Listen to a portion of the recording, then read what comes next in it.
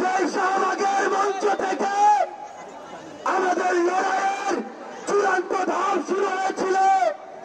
আজ আমরা অনেকটাই বিজয়ীর বেশে সেই শাহবাগের মঞ্চে আবার এসে জড়ো হয়েছি।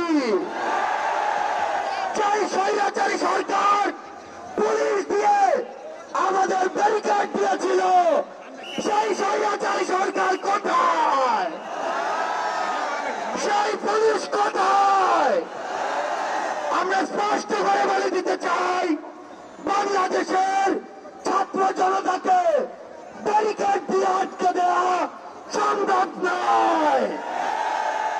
যদি আটকে দিতে চান, গদিতে আগুন জ্বলবে। ওই স্বৈরাচারী সরকার নাকি ভারতে বসে পাল্টা গণঅভ্যুত্থানের চেষ্টা করছে। এর চেয়ে বেশি হাস্যকর আর কি হতে পারে?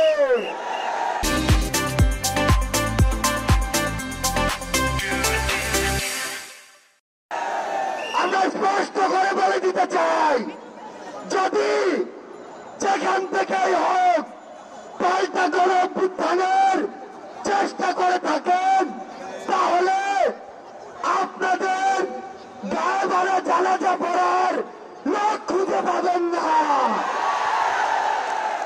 আমরা যখন রক্ত দিতে শিখেছি, তখন আপনাদের মতো ফ্যাসিস্টরা আমাদের লোক পর্যন্ত স্পর্শ করতে পারবে না। আমরা বলে দিচ্ছি, লক্ষ মানুষের সমাগম দেখেছেন, এরপরে যদি আমাদের দিকে চোখ তুলে তাকানোর সাহস করেন, কোটি মানুষের সমাগমে পিষে ফেলব।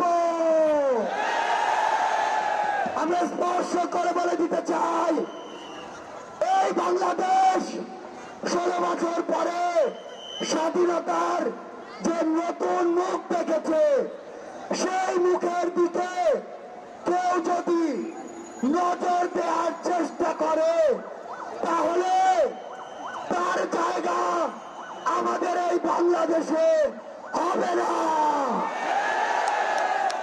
আমরা একটি কথা আপনাদের স্পষ্ট করে বলে দেই, ওই যে শয়তানরা, ওই যে কুচক্রীরা, তাদের যারা দোষর, তারা কিন্তু একদিনের অভ্যুত্থানে এই দেশ ছেড়ে চলে যায়নি। সালমান এফ রহমানের মতো দণ্ড সেজে লুকিয়ে আছে আমাদের আশেপাশে। এদেরকে প্রতিহত করতে হবে। যেই নৌকার মাঝি এরা সাজুক না কেন, নৌকা সহ ডুবিয়ে দিতে হবে। আপনাদেরকে স্পষ্ট করে বলি, আমরা আমাদের একটি ধাপ মাত্র পার হয়েছি। যতদিন পর্যন্ত জনতার দ্বারা নির্বাচিত জনগণের সরকারের হাতে ক্ষমতা না যায়,